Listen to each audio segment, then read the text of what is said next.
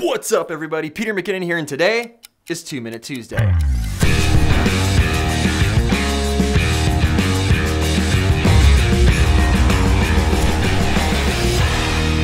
All right, we're talking long exposure photography today. How to get shots like this at night. Okay, so it's easier than you think, but you're gonna need a couple things. You need a camera, which should be obvious, a timer remote or an intervalometer, and a tripod, and lastly, some patience. So what you wanna do is switch your camera over to bulb mode. That allows the shutter to stay open for as long as you have that shutter button pressed down. The problem is, we don't wanna stand there for an hour with our finger pressed on that button. No thanks. So we plug in that remote. That remote allows you to lock the shutter open in place, and you can just peace out for however long you want to expose that photo.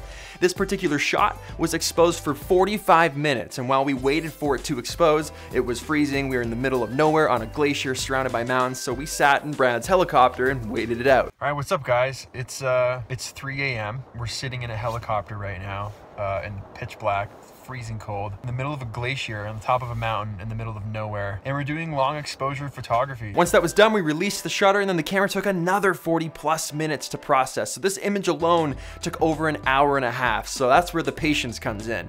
Now on the contrary, that same image exposed for only about 30 seconds, look at the difference. You can see way more stars in the sky, there's way more detail, but you don't get that nice trail. What that long exposure does is allows the shutter to stay open, and those stars move through the frame, creating that beautiful star trail.